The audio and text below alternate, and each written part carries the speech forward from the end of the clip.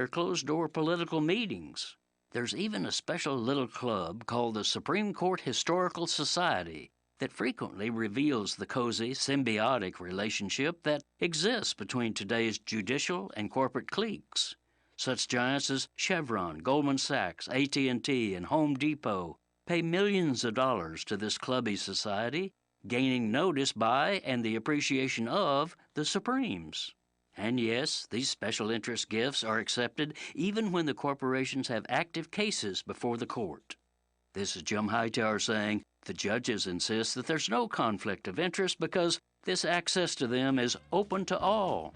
Sure, all who can pay $25,000 and up to get inside.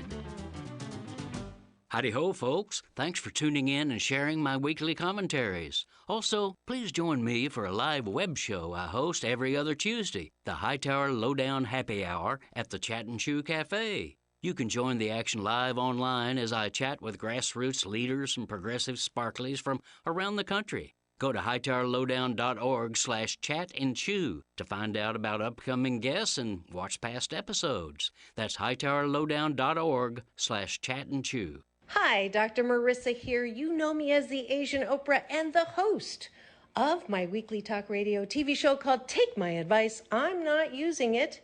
Get balanced with Dr. Marissa. And I have some great news. I just got told I have the morning slot here at KCAA, the station that leaves no listener behind, every Monday through Friday, 8 to 9 a.m. So I can't wait to talk at you so that you know your birthright to be happy 88% of the time. Tune in to KCAA, the station that leaves no listener behind. Are you tired of the same old conversations that everyone keeps talking about? Want to hear something new, fun, and exciting? Listen to Whatever Works here on KCAA every Sunday at 7 p.m. We have amazing guests with interesting and unique topics. We do giveaways and we have sponsorship opportunities. It's more than just a show, it's a lifestyle. You can also find us on kcaaradio.com or our website, kcaawhateverworks.com, to find upcoming and previous episodes. We'd like to thank all the KCAA listeners for supporting our show. I'm Rick Smith, host of The Rick Smith Show, inviting you to listen to my show during the noon hour every weekday right here on KCAA. My show is sponsored locally by Teamsters 1932, a strong union with 14,000 members in the IE. Our message is clear. Unions improve the lives of working people. You have a right to form and join a union, so go to Teamsters1932.org and get started now. With 60 years of fascinating facts, this is the man from yesterday. And back in time we go to this time in 1972. The Tonight Show on NBC TV is set to move to Burbank next month. The show has been produced out of New York for about 10 years. This is like coming home. We've worked here for, what, 9 years? 9.5 years. 9.5 years. And we're going to be coming back to New York ever so often. We have not deserted the city. The city deserted us. And from this time in 1958, Dot Records signs 13-year-old Patty McCormick, star of the Broadway hit and movie The Bad Seed, where she played Bad Girl Rhoda. What makes you ask that, Mother? Now look me in the eye and tell me the truth, because I must know. No, Mother, I didn't. And from this time in 1969, Buck Owens and Roy Clark will host an Our Country music show over CBS TV. It's called NBC News Radio, I'm Lisa Taylor. Former President Trump is preparing to be arrested in New York City on Tuesday, but it could be days before he appears in court. Natalie Migliori reports. The former president is only going to be arrested if he's indicted by a Manhattan grand jury involving a hush money payment to adult film star Stormy Daniels. Trump may not even be handcuffed, but he will be read his Miranda rights and booked before being arraigned. He would most likely be released on his own recognizance since the crimes are nonviolent. Trump has called on his supporters to protest while security measures have been heightened for Manhattan District Attorney Alvin Bragg, who's prosecuting the case. The New York Young Republican Club is planning an evening protest in support of former President Trump. Meanwhile, lawyers for the former president are attempting to quash the final report of a special grand jury investigation whether Trump interfered in the 2020 election in Georgia. 2 students are in the hospital following a shooting at a North Texas high school this morning. Police say a male student is in critical condition after he was shot in the parking lot of Lamar High School in Arlington shortly before 7 a.m. A female student was also hospitalized after the shooting, but her injuries aren't considered to be life-threatening. A suspect is in custody, and investigators believe the shooting was targeted. President Biden is marking the Iranian New Year known as Nowruz at the White House. It's a celebration that's been a millennium in the making, observed by millions of people around the world this very day. In remarks during a reception, Biden said the U.S. stands with the women and girls of Iran who are fighting for their human rights and fundamental freedoms. He said the U.S. will also hold Iranian officials accountable for attacks carried out against their people. An American aid worker is free after being held captive in West Africa. National Security Advisor Jake Sullivan tweeted the news regarding KCAA Loma Linda. The Legacy KCAA 1050 AM and Express 106.5 FM. I'm Jessica Ettinger, CNBC. Wall Street is poised to struggle today on banking jitters. Bankers and government officials worked all weekend to shore up the global banking system. Struggling Credit Suisse was bought and rescued by larger rival UBS in a deal announced yesterday. Some are calling it a shotgun wedding. The now closed Signature Bank of New York sold off in pieces to Flagstar, a unit of New York Community Bank Corp. The FDIC says Flagstar is getting 40 of Signature's former branch locations, and they'll be open today under the new name. Silicon Valley Bank remains closed and unsold. The FDIC may try to sell that one off in pieces. Watch First Republic Bank shares today. They were sliding in early trading after a credit downgrade, after shares tanked on Friday. Warner Brothers' Shazam! Fury of the Gods won the weekend box office, but at $125 million to make, the $30 million opening weekend's considered a disappointment. Jessica Ettinger, CNBC. We expect our information in real time. U.S. Med carries continuous glucose monitors, which provide real-time readings of blood glucose levels. U.S. Med is an approved provider for Medicare and over 500 private insurers. So call 800-730-8405 today for a free insurance and Medicare benefits check. As easy as, that's 800-730-8405. At the United States Postal Service, we're reinventing our network to help keep your business moving. With new shipping options to deliver better value, greater flexibility to conveniently reach your customers, more confident shipping with new informed delivery features, and new electric vehicles for a cleaner, brighter future. Fast, reliable, perfectly orchestrated. The United States Postal Service, delivering for America. Learn more at USPS.com/movingforward. Located in the heart of San Bernardino, California, the Teamsters Local 1932 Training Center is designed to train workers for high-demand, good-paying jobs in various industries throughout the Inland Empire. If you want a pathway to a high-paying job and the respect that comes with a union contract, visit 1932trainingcenter.org to enroll today. That's 1932trainingcenter.org. Are you underpaid and overworked? Is a living wage and employee benefits like affordable health care more of a dream than a reality for you and your family? If so, it's time to form a union. Don't be denied the wages and benefits you deserve. Come together in a union with the power of numbers. A union is not a privilege, it's your right, and it will make a difference. Contact Teamsters Local 1932, a powerful and successful labor union in San Bernardino, by visiting Teamsters1932.org/organize to start today. Labor unions built the middle class, and the middle class built America. That's the message from Teamsters Local 1932, a strong and successful labor union based in San Bernardino that represents over 14,000 hardworking people across the Inland Empire. The Teamsters are ready to help you organize for better pay, increased benefits, and improved working conditions. Reach out to Teamsters 1932 at Teamsters1932.org/organize to speak with an organizer today. One of the best ways to build a healthier local economy is by shopping locally. Teamster Advantage is a shop local program started by Teamster Local 1932 that has brought together hundreds of locally owned businesses to provide discounts for residents who make shopping locally their priority. Everything from restaurants like Corky's to fun times at SB Raceway and much, much more. If you're not currently a Teamster and you want access to these local business discounts, contact Jennifer at 909-889-8377, extension 224. Give her a call. That number again is 909-889-8377, extension 224.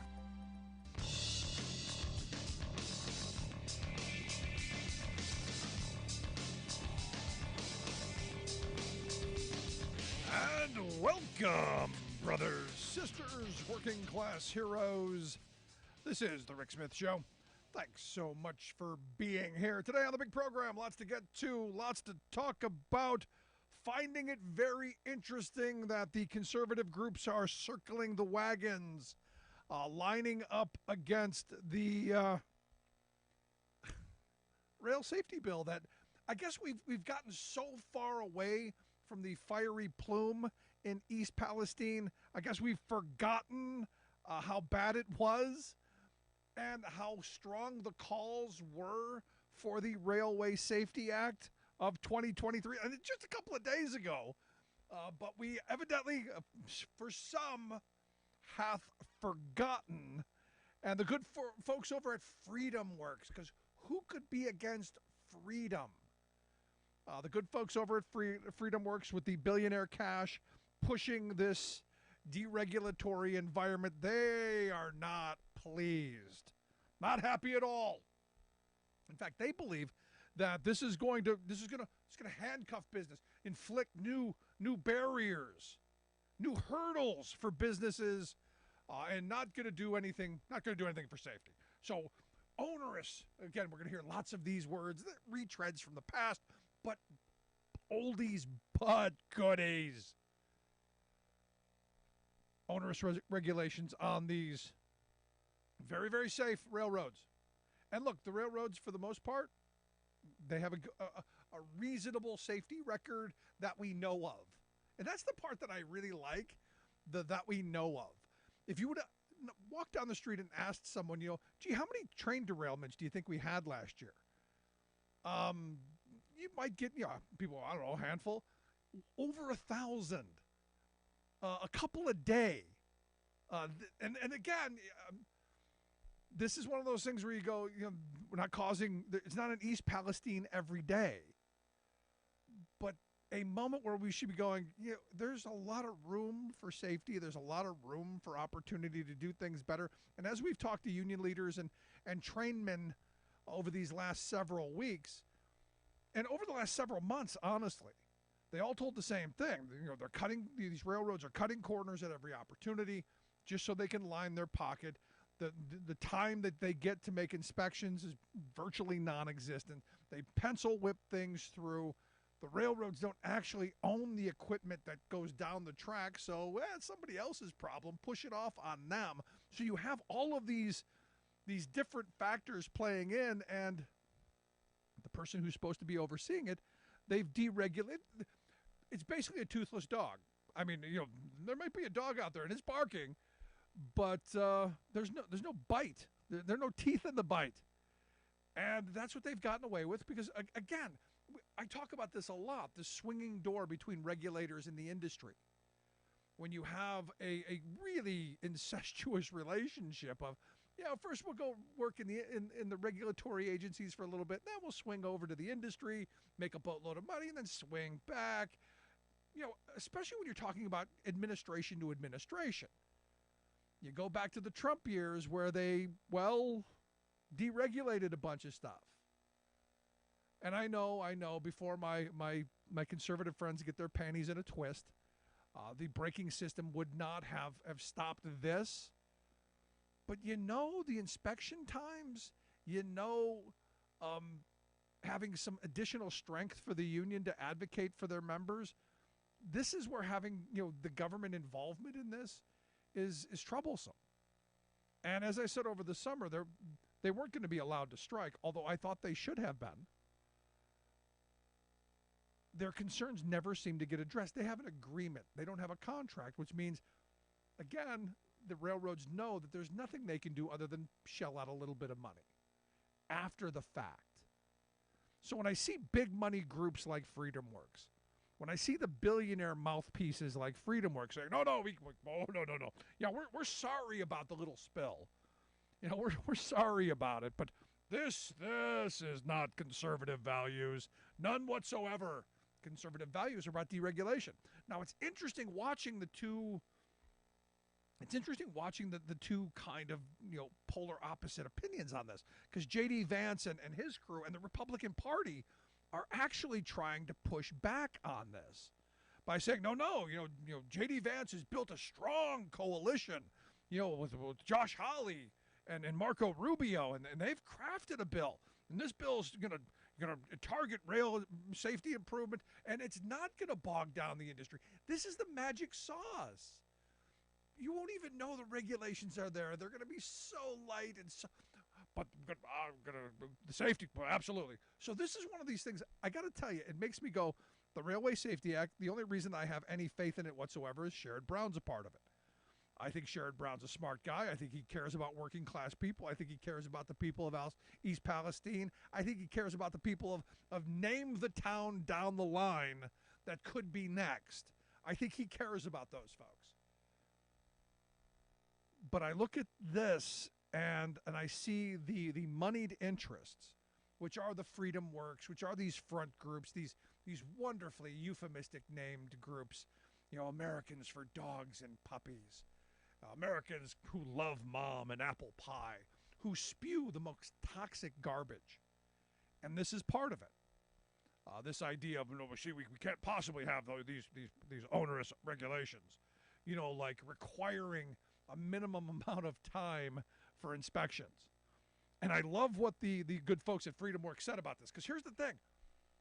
I actually agree with them on this point. They said operators would be required to create minimum time requirements for inspections rather than focusing on quality of inspections. And I'm going, I actually agree with that. But here's the thing. I've actually seen how big these boxcars are, because I spend a lot of time in rail yards. I don't know how you inspect one of those in 90 seconds. And yes, I said that right. Currently, to inspect one of these, 90 seconds. I defy you to walk around one of these things in 90 seconds, let alone the 120-point inspection that you're supposed to be doing. Now, quality of inspections for me is incredibly important. Minimum time requirements, not so much, because I know to do a minimum time requirement, a quality inspection is probably going to be more than the minimum that they've put in here. I agree with FreedomWorks. I want quality inspections. I want them checking things. I want the person on the ground to have the power to say, no, this is unsafe. I want these rail operators to have the exact same power that I've had as a truck driver for 30 years. That if something's not right, it doesn't go out on the road. If something's not right, the only place that it moves is from wherever it's parked to the shop to get fixed. And I think the average American, red hat, blue hat, green hat, orange hat, no hat, I think everyone would agree that's how it should be. If something's wrong with it, why take the chance? Well, the railroad company's like, hey, we got time to keep. Time is money, and we want the money. And what's the worst thing that can happen? Well, something like East Palestine. And to be honest, that's not even a big deal to them. It's a couple $1 million when they're making billions. Now, I love what FreedomWorks came out with their letter and said, this, if we do this, it could lead to potential unintended consequences. And my mind went to this place. You mean like safer rails, like safer trains, like less derailments, like maybe not another plume of smoke, not another community devastated by toxic fumes?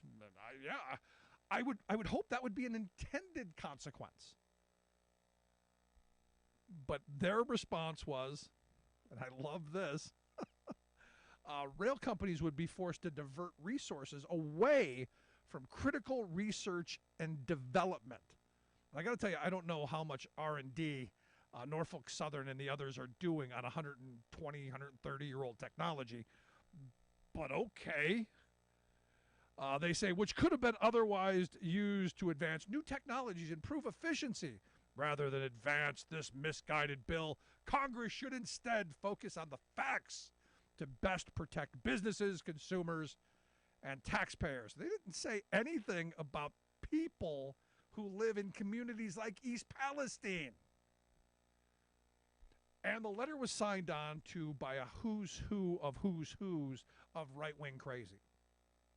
Top to bottom, the Job Creators Network of America and the National Taxpayers Union, all of the good right-wing billionaire-funded groups who spew poison all the time. When there's an idea that comes out of one of these groups, working people, it's bad for you. It's bad for us. Now, the one thing that I did agree with that they said, again, there's some things I agree with. One of the things that I think they said that, I don't agree with the first part. Instead of regulation, we should make the communities whole. And I agree with that. We should be making these communities whole. We should be holding these railroads accountable, making every person whole. I'm sure you saw last week that the chief executive, Alan Shaw of Norfolk Southern, told the Senate that they're going to provide $21 million in assistance to East Palestine to help the residents and the affected emergency services. And I'm going, $21 million is nothing to their bottom line, which means they're never going to change. But I gotta think, a drop in the bucket when you consider all the people who lost work. You consider all of the property that's been damaged. You consider all of the damage that's been done to the waterways. And again, we don't know what the fallout's going to be. But what I do know is the Republican Party, who was all crazy, and, Pete Buttigieg, there was a lot of Buttigieg. They're now, the moneyed Republicans are now circling the wagons. They're now circling the wagons because, that ideological thing that they believed in, that they've trained their base to believe, that they've, because look, I've got conservative friends. You mentioned regulations. They just foam at the mouth like a Pavlovian dog. A regulation, and they just foam. They don't know why. They've been trained well. That's in jeopardy when you look at the fact that East Palestine, that big plume of smoke, you look at the SV Bank, the Silicon Valley Bank, you look at the bank failures, this is deregulation. This is what not having a cop on the beat gets you. This is what having no oversight is getting you. This is what having defunding regulators. And I know, can't jump to conclusions. On this, I think it's pretty simple. When you don't have the regulations in place to do the things that you need, guess what happens? Bad things. It's that simple. Want to hear your thoughts? Email me, rick@thericksmithshow.com. Got lots to get to today. Also, your thoughts. Make sure you email me, rick@thericksmithshow.com. But lots of fun, lots of entertainment. Quick break. Right back after this.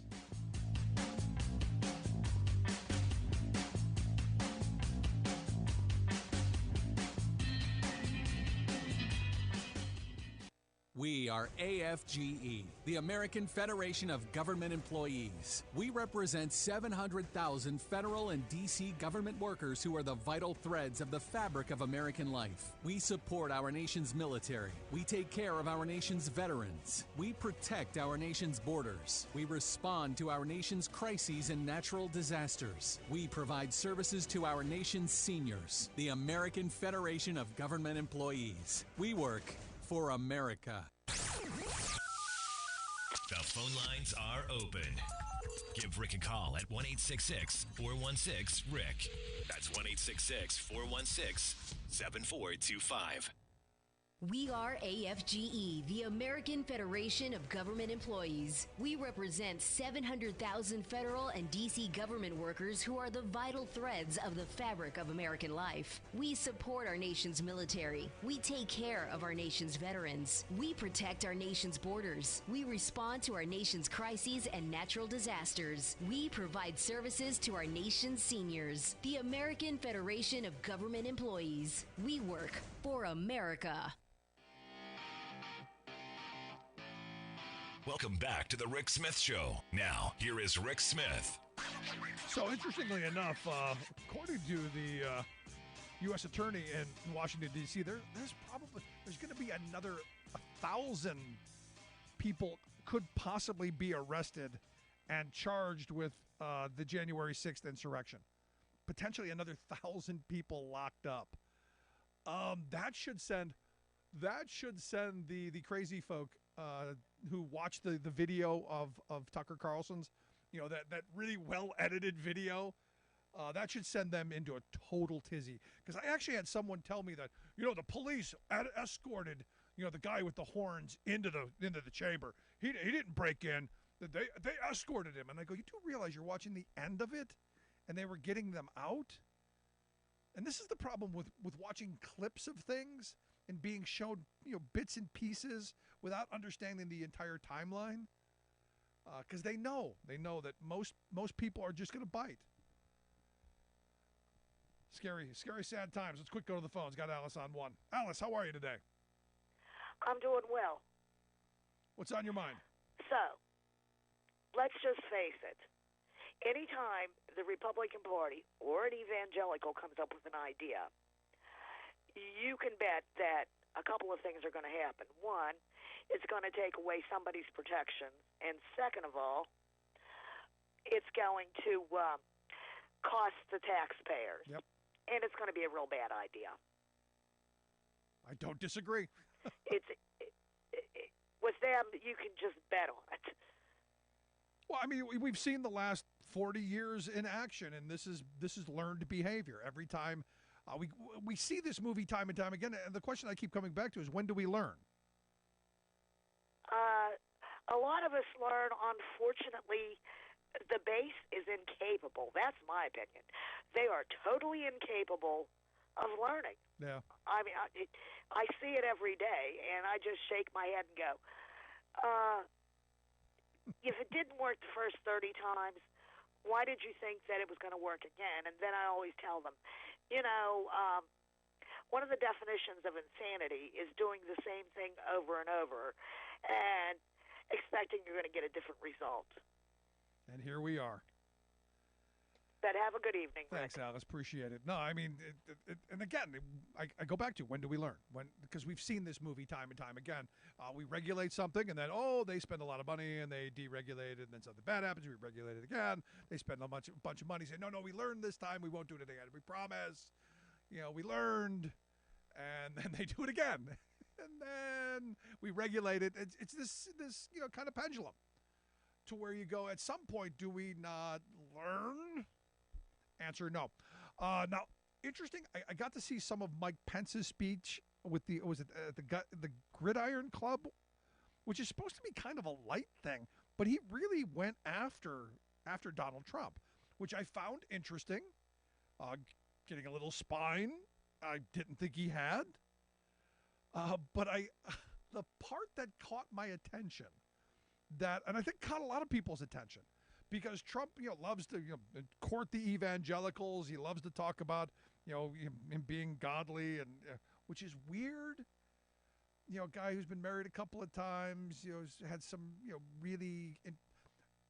I guess I listened to him too many times on Howard Stern to buy any of it. But Pence said that, he said he read some of those classified documents they found at Mar-a-Lago were stuck inside the president's Bible, which proves he had absolutely no idea what they were. And that's kind of a shot. Now, is that enough? Is that enough for the evangelicals to turn their back on Trump? Because look, I don't know how you look at Trump and go, oh yeah, he's a godly man. And then I started to think about it. Then my mind, of course, because this is what I do, my mind started going into, well, Rick, you're stuck on that hippie liberal Jesus you learned about. The one who talked about feeding the hungry, healing the sick, helping the poor, taking care of the elderly. Those things you learned as a young kid that were beat into you, in the Catholic Church that still cared about peace and social justice. This is the new and improved Jesus. This is the gun-toting, heat-packing Jesus. This is Republican Jesus. And there, I gotta tell you, I think Trump is right on. He is the Republican Jesus incarnate. You remember his health care plan? Pay or die. What could be more Republican Jesus than pay or die health care? Sorry, you don't have the money? You can't feed our bottom line? Better luck next time. Ask those families at the border that they broke up and could never put back together. What's more Republican Jesus than that?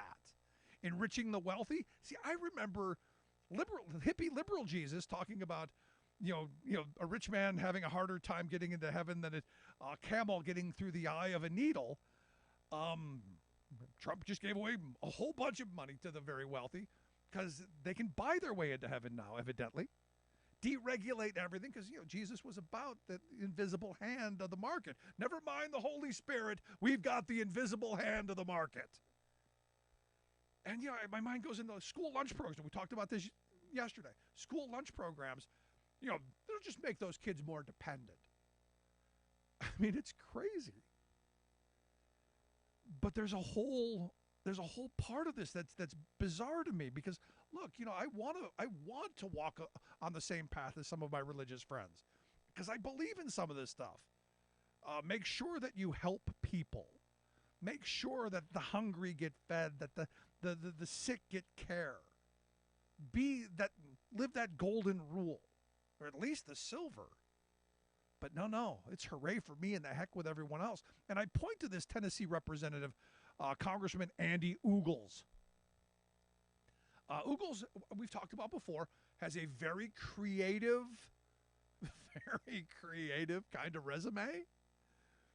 You may remember he was an economist. He was all kinds of stuff. He's been everything. He's like George Santos, a little bit light, although I think this stunt going to take him well over.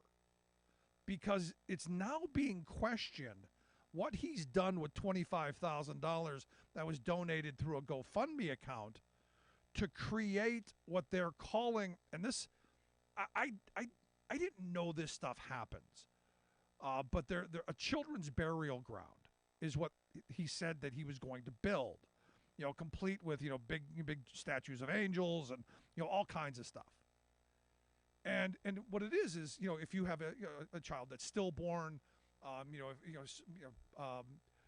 know people who have had miscarriages, late, and they will bury the child, the fetus, and there's a place for that. Well, this guy was raking in money to do this, and now we find out, well, there's no burial ground. And he claims that he didn't do it because onerous regulations. Regulations, again, can't have. Turns out there are no regulations in Tennessee to do this. But again, fall back on that. It's those regulations. So he's not saying where this money went. And I can tell you probably where it went in his pocket. This was a scam. And this is the thing that gets me with some of these folks who wear their piety on their sleeve. A lot of it's about the con. And look, I know good, decent religious people who would give to help families who are struggling. And to have some scumbag do such a filthy thing, I don't know. I'm struggling with it. But again, this is who they are. When do we believe them? I'm Rick Smith, and this is Labor History in 2.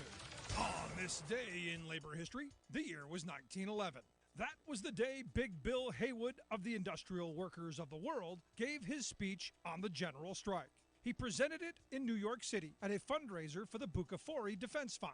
Vincent Bucafori was a shop representative for his union. He faced repeated harassment and discharge by his foreman for executing his union duties. Finally, as witnesses described, the foreman fired Bucafori and punched him, drawing blood. Then he came at Bucafori with a heavy object. Bucafori shot and killed him in self-defense. He was charged with manslaughter, convicted, and sentenced to 10 years at Sing Sing prison. The IWW raised money for his defense and fought for his acquittal and release. Haywood arrived at the fundraiser to deliver the keynote speech titled The General Strike. In it, he reviewed the rich history of workers' actions since the days of the Paris Commune in 1871. He also raged against electoral reform. He stated, quote, "The broadest interpretation of political power comes through the industrial organization. It gives the vote to women. It re-enfranchises the black man and places the ballot in the hands of every boy and girl employed in a shop. Makes them eligible to take part in the general strike. Makes them eligible to legislate for themselves where they are most interested in changing conditions, namely in the place where they work." He continued, quote, "You have all the industries in your hands at the present time. There is justification for political action, and that is to control the forces of the capitalists that they use against us. That is the reason that you should fully understand the power of the ballot." Labor History in 2 brought to you by the Illinois Labor History Society and The Rick Smith Show. For more information, go to laborhistoryin2.com, like us on Facebook, and follow us at Labor History in 2. Profiteering is always bad, but there are degrees of profiteers. Level 1 includes your everyday price gougers like banks and airlines. At Level 2, you'll find the more demonic outfits like loan sharks and for-profit college hucksters. Then, top of the heap at Level 3, you'll find Eli Lilly. This $288 billion drug-making colossus is America's primary peddler of insulin, the diabetes drug that some 7 million Americans must constantly take, literally to stay alive. But having both monopoly power over the market and such a huge base of captive customers, Lilly has gleefully jacked up its prices again and again over 3 decades, with it now costing each sufferer as much as $1,000 a month. Finally, under intense political pressure to stop its extreme life-threatening gouging, the giant recently announced it would cut its insulin prices by a whopping 70%. In full-page ads, Lilly hailed its corporate generosity, magnanimously declaring that, quote, "everyone deserves affordable options." But hello, it has intentionally charged unaffordable rip-off prices for 30 years, wallowing in monopoly profits. And hello again, if Lilly says it can keep profiteering on its insulin product despite slashing the price by 70%, that means it has been overcharging patients by 70% all this time. Yet its rich executives want us to thank them? No, thank you. Even with a price cut, they're still charging $66 for a single vial of insulin. Guess what? It costs Lilly less than $7 to produce that vial, and it could be sold profitably for under $9. Meanwhile, Lilly's price cut is voluntary, meaning it can raise the price again at any time. And CEO David Ricks has refused to pledge that he'll keep the medicine affordable.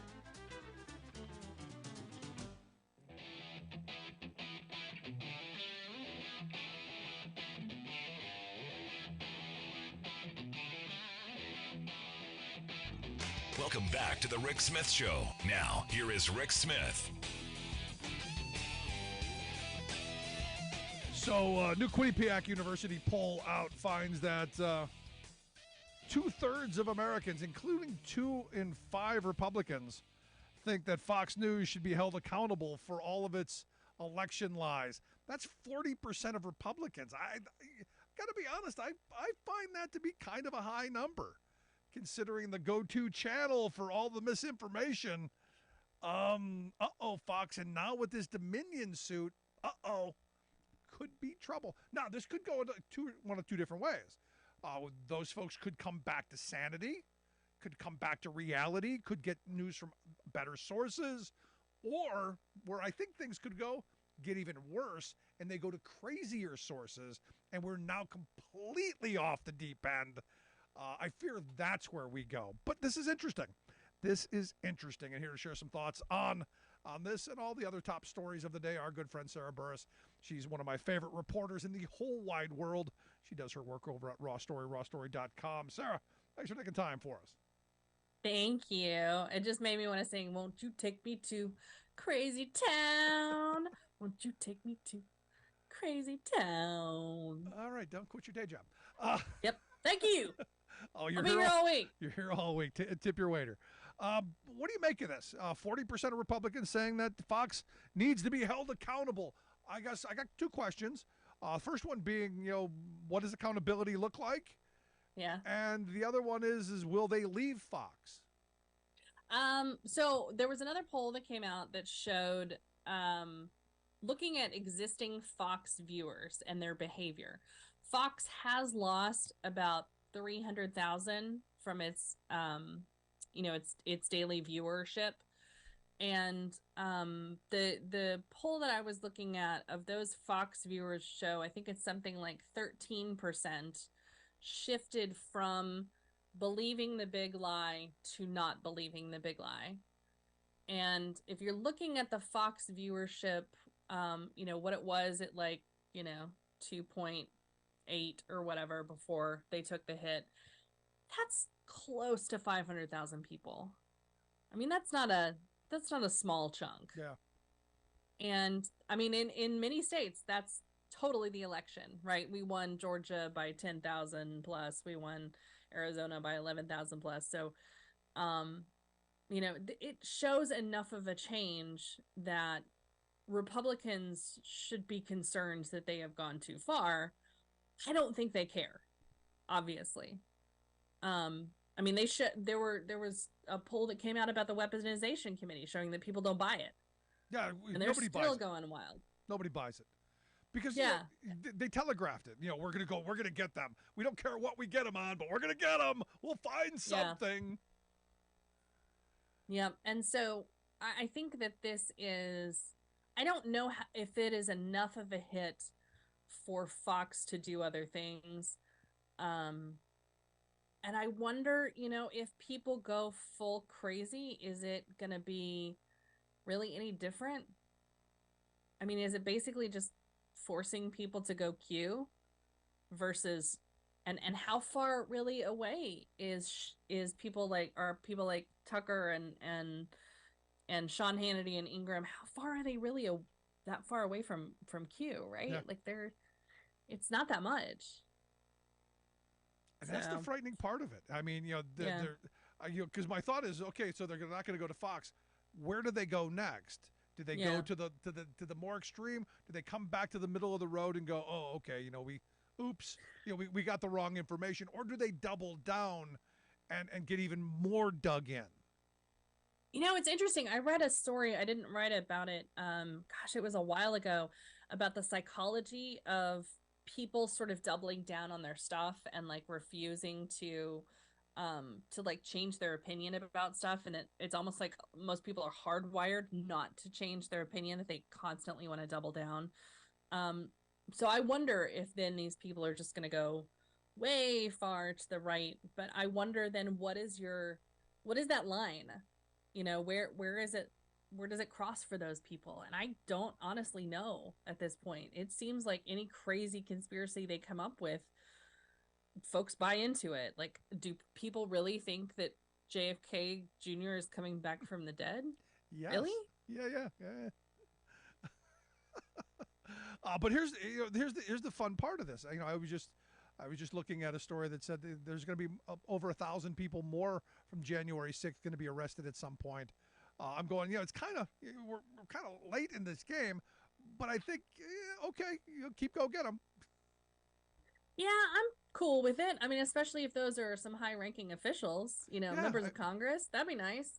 I'd be very happy about that because we didn't get anyone. Darn time. We didn't get Boebert for the texts. We didn't get any of those people who were Loudermilk. And my problem is we still haven't found the money. I still want to know the moneyed people who funded all of this. Mm-hmm. So some of it we know came from the Publix lady. Yeah. She was the one who basically donated her $300,000. Her private plane to fly militia members there. And where are those militia members now? And why isn't she in between them? You know what Right? I love about this? You know what I love about it? You've got all these people who are in jail, where they should be, and all of them are crying about how hard it is in jail and how screwed up No, and this is where I agree with them. There's a point where, even crazy people I can find common ground with. Our judicial system is screwed up. Our prison systems are harsh. But every one of these people years before were saying prison's too easy, or they get to watch TV and lift weights and three squares in a cot. They were on that crowd. That's my favorite part of this, is the hypocrisy. This week there was a court proceeding where they had a Trump appointed justice in Washington D.C. who basically said, you've got it easier than everybody else does. Like, if anything, you are being given more perks and a better situation than everybody else is in the DC jail. And it's because the DC jail is absolute crap. I mean, it is really, really bad and dangerous and terrible, and it has been forever. The only alternative, though, is to close it down. And when DC tried to let out a bunch of nonviolent offenders, Congress said, "Oh no, you got to put them back in there." Yeah, I'm sure Marjorie Taylor Greene, who's losing her mind over how our political prisoners and how badly they're being treated. If you let these people out, she'd be losing her mind. Oh, the violent criminals. Yeah, right. That's the thing. Is it's like, oh, they were actually violent. No, that guy's serving a lifetime. That guy's serving a lifetime sentence for his third violation of having a big bag of pot. Yeah, that guy's going to cause a lot of trouble. Right. And if he does, it's going to be very slowly. I want to get your thoughts on, you're a DC person. I want to get your thoughts on this Trump-backed group, this Conservatives Partnership Institute, Jim DeMint and crowd, Meadows and all of them, buying up property around the Capitol. I thought it was a cesspool. I thought it was a swamp. Why are they buying up all this property? I know, that was my favorite thing that Senator Ben Cardin told us today was, well, it's nice that they're embracing Washington, D.C. now, because they rejected it for so long. And I mean, really, these people are buying up several millions of dollars worth of property. There's Like, $41 million of it last I saw. Yeah, and so just to put that in context, I looked around at a couple of houses that are in that area. I think it was Cornyn said that it was behind the Library of Congress. So I started looking at some of those, and we're talking about 2,000 square foot houses, house that's going for $2.5 million, a 300 square foot or a 3,000 square foot townhouse for a little over $2 million. So I mean, these are very expensive places. They're not all that big. I mean, obviously my folks live in a 2,500 square foot house that is barely worth $250,000 in the great state of Oklahoma. So, I am aghast at real estate prices in Washington, but I'm crazy. Like curious. It makes me, I mean, honestly, I sort of thought about this like The Family. You remember the house on C Street? Yep. I mean, that's sort of what it made me wonder about. Like, The is MAGA that what cult. they're trying to do here? And is this going to be just another Republican version of that? And the other Republican senators we talked to, like Langford, when we asked Langford about it, he ran into the Senate. He was like, which CPI? What are you talking about? And then just ran off.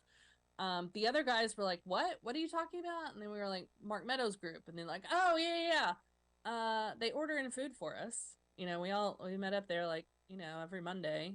It's a nice space. Yeah, and They that's what order it's dinner. all about. It's all about Right? leveraging their contacts, which is why you got DeMint as the founder of it. You've got all these heavy hitter insiders making sure that they're loyal to their leader. Yeah. And that's the weird thing, is that was the place where, after Meadows decided he was going to fight the subpoena from the January 6th committee, that's where Trump sent the money, was to that place that, Meadows decided to go and work to. So I'm curious, was that just directly funneled straight to him, or was that just a donation to the thing? I mean, they wouldn't even tell us if it was a think tank. Like, we're asking, is it a think tank? Like, what is this? And they're like, I don't know. They It's just an buy dinner institute. for us. It's an Right? institute. Like, what does that mean? What does that mean? I don't understand. It's like all of the other institutes you see, like at George Mason Right. University or even at Stanford. I mean, they've propped these things up all around the country for people like Meadows and DeMint to have jobs, making big money, leveraging their contacts. And this is where working people get screwed every single time because they don't have these kind of contacts. This is where the big money gets funneled through to get what they want. This is why we can't get health insurance for people, why we can't get school lunch programs, why we can't get decent wage jobs, because these things exist to stop every bit of sane, rational policy that working people actually want from ever seeing the light of day, let alone becoming law. And instead of corporate bigwigs, basically paying their people a living wage or offering health insurance or, matching their donation to their 401k or whatever, they're giving $1 million donations so that Mark Meadows can buy a couple of houses on Capitol Hill. Patriot Row. Patriot Row. Patriot Oh, Row. Lord. That's what they're calling it. So I got to be honest, when I saw this, my first thought was, is this, they're planning the next insurrection because Trump has already called for regime change here in the U.S. And when you use those words, that's generally associated with a violent overthrow by a military of a leader. So he's calling for a regime change here. And you've got Patriot Row there, Command Central. I don't know. You start putting pieces together, you got to kind of question it. I know, it makes you wonder, how many of these places, these houses that they're buying up, are they going to put a whole bunch of bunk beds in there and let the insurrectionists just spend the night there, so they just have to walk over a little ways before they stage their next insurrection? All I want to know is, are they going to defecate on the walls of Patriot Row and urinate on the desks there? Or are they house trained? They're probably house trained. There you go. You're listening to the Rick Smith Show here with Sarah Burris. Sarah's a reporter over at Raw Story. RawStory.com is where you can find all of her incredible journalism. I want to get your thoughts on, Trump had made that statement that there's a standing order that declassifies everything. Evidently, he waved a wand or something. Yet again, it's one of these things where no one can find it. Yeah. It was, I guess it was in Harry Potter, Classificados Documentos or something. And, but yeah, so not only can nobody find it, they actually went to court. A group of outlets, of news outlets went to court and were like, hey, we want this order. They asked the director of national intelligence, they asked the FBI, everybody, what is this order? What is this major thing that was in writing that Trump passed? And they're kind of like, well, you can't really give me any documents on that because we don't know what the hell he's talking about. And it kind of, the lack of information, I think, obviously gives the answer here. And I'm sure that Jack Smith, special counsel who's researching all of this stuff, is I'm sure he knows. I'm sure he knows if there was an order, he's got it. If not, good luck pulling that rabbit out of a hat. Yeah. Now I got to ask because, we've been hearing this for a very long time. Something bad's going to happen to Trump. I know there was a period I had a guest coming on all the time saying he's going to resign any day now. And I'm going, he's never resigning. The Mueller's going to come and get him. There's all this stuff, all of this. Now he's going to be indicted any day now. It's going to happen. Now they're saying someone said that once the first one comes, then it's going to be the floodgates. What are you hearing? So I heard the thing about the floodgates. I thought that was interesting because the take on it wasn't so much that, if he does it, then I'm brave enough to do it. It's more like, oh crap, if they do it, then we've got to deal with our stuff too. We've got to pull the trigger on this. Otherwise, it's just going to be a complete, S show. Yeah. One of the things that Glenn Kirshner, former federal prosecutor, said is that it's kind of a scary deal because every time Trump points his little, classification wand or whatever at a foe of his, it directs a huge amount of hate and violence toward that person. Right. And so, I'm not sure any of these prosecutors are willing to, speed this thing up. I'm sure, you're talking about a huge office full of people who are like, oh, great, my life is about to get very, very difficult. Yeah, and look, most prosecutors don't sign up for that. I mean, they got enough trouble, right? Not to have the president, the president going after them. But it's interesting that I didn't know that there was a third phone call in Georgia. Now this one isn't as big as the one with Rafson-Perger, but another phone call. Yeah, and what's interesting is the phone call. I mean, it's kind of the same sort of thing as the other calls. It's just repeating the same kind of stuff. So it's not necessarily an additional charge that would happen here. It's basically a what Kirshner said is that it goes more to intent, that the district attorney will be able to use this as part of a broader look at all of the phone calls he made. Mark Meadows coming down to Fulton County, Lindsey Graham making phone calls, like all of these things. And what we saw this week too, with the massive expose, the like ridiculously cool story that the Atlanta Journal-Constitution did, where it interviewed a bunch of the jurors from the special grand jury, is that they're all saying this is huge, this is massive, you will not believe what is coming. Okay. And these are not people that, do this all the time, right? These are normal people who are looking at this going, holy cats, like it's going down. Do we get a sense of timing? Man, for the love of God, it's been too long. Is it going to be after March Madness? Oh, probably. Because we can't have it during basketball. During March Madness. You gotta pause. Holy crap! Did you see Arizona went down? Yeah. Oh my God! Biden's bracket is just shot to hell. I was like, oh man, that's what you get as a Jayhawk. That's what you get for not picking Kansas. Just saying. All right. Well, there you go. There you go. Good stuff, Sarah. I appreciate the time. As always, fun, entertaining, and informative. Thanks so much. My pleasure. Have an awesome week, everybody. You as well. Our good friend Sarah Burris. Make sure you check out her work over at Raw Story, rawstory.com, the website. Gonna take a quick break. Right back after this. Stick around. You're listening to The Rick Smith Show. We're working people. Come to talk.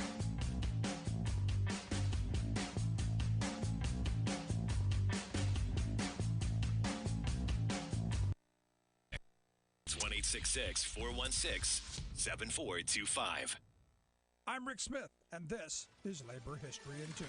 Too long have others spoken for us. Those were the words published on this day in labor history. The year was 1827. This was the message of the co-editors of the Freeman's Journal, the first black newspaper in the United States. Slavery had been outlawed in New York that same year. A group of prominent free African Americans from the Northeast gathered in New York to discuss forming a newspaper. As a result, two young black New Yorkers, John Brown Russwurm and Samuel Cornish, founded the Freeman's Journal. It gave a voice to the 300,000 African Americans living in the North. Black people had been almost entirely left out of the mainstream press or were treated with racism. This new paper focused on black perspectives. It reached 11 states. Its pages covered news and events and took a stand against slavery and lynching. While the paper only lasted a few years, it had done something bigger. It launched the idea of a black press. More black-owned newspapers followed. Before the Civil War, these papers became a leading voice in the call to end the slave labor system. In the early 20th century, black newspapers in northern cities published articles, political cartoons, and advertisements about northern employment opportunities for African Americans living in the Jim Crow South. The black newspaper, the Chicago Defender, was one outlet that led this charge. In 1916, the paper published a political cartoon showing a black man with a broken ankle chain. The word labor was written across his back as he headed toward a train car labeled Northern Industries. It's estimated that 1.5 million African Americans moved north during the Great Migration between 1915 and 1930, transforming the labor force of northern cities. You're listening to The Rick Smith Show, where working people come to talk.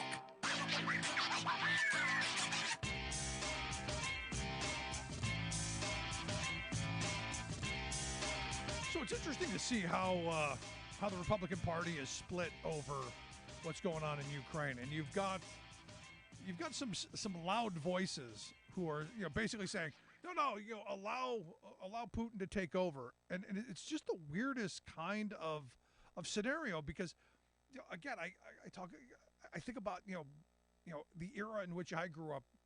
You didn't trust the Russians, and and I'm finding myself agreeing with Nikki Haley that you go, look, if they take Ukraine, if we cede any part of that to them, they're going to continue to go on. So it's in our interest to hope and to help however we can to help the Ukrainians defend themselves. We now find that that Poland is sending air fighters now to help do for the first time a NATO country getting involved because they need air cover. Because I think they know they're next. I mean, this is how this is. And I find it interesting that, again, the Republicans are really split on this issue because, and I got to tell you, I think this has everything to do with two different things. One, it's knee-jerk reaction to anything they think is going to harm Biden. This is Biden's. It's all Biden's fault. It's on Biden's watch. So if it's Biden and it's going to make Biden look bad, we've got to be against it because it's Biden. There is that thought. And look, there were parts on the left that did the same thing to Trump. No matter what Trump did. And look, I took a ton of guff over the fact that I supported him and for tariffs and doing something on China. And I supported him doing something on what was NAFTA, now the USMCA. Took a lot from the left on that. But it was good. It was helpful. So not everybody's absolutely the Antichrist in every form. But I look at this and so there's that group. And then there's the other group that's I think the money. I think it has everything to do with the money. That so much Russian money has filtered into the Republican Party. That so much Russian money has gotten into the NRA and a lot of these right-wing groups that, because you got to wonder who's buying up Patriot Row. You got to wonder where's this MAGA cult money coming from that's going to spend $41 million to buy some houses around the Capitol. And as we've seen, there's a lot of this stuff that you just go, easy to buy and cheap. This is the part that gets me. So cheap. So could it be interesting as 2024 rolls around to see how Republicans handle this? Because it looks like the party is really split on this issue. And I think the American people, because of this, are starting to have some questions. I'm firmly in the camp of, and understand, I'm an anti-war guy. I don't want to be sending our soldiers into war. But in this instance, the Ukrainians have to defend themselves. Just like you or I would do if someone invaded our country. And yes, I would want someone to help us if we needed it to defend ourselves from someone else. Same thing there. It doesn't get any simpler than that for me. It is that easy. But my problem is you've got these people who are just going to make stuff up. And I look at this Marjorie Taylor Greene. Again, she gets so much press because she's the loudest, the most obnoxious, and usually the most wrong. I don't know how the dumbest person and one of the dumbest people in Congress keep getting the most attention. For instance, there was a hearing, and I saw this, the Homeland Security Committee hearing that the House had, where she asked this Chief Ortiz about, did you found this explosive device? And you had a couple of Congress people agreeing, there was, improvised explosive devices. They were going to be used to kill, law enforcement. And they really hammered on this. Now, the guy was like, I really vague, wasn't going to go along with them, but she hammered on it. This is why we need to, go get those cartels. Turns out the bomb that she said that they found, the duct-taped bomb, turns out it was a big duct-taped ball of sand. Yeah, big ball of sand. Thanks, Marjorie. A congresswoman.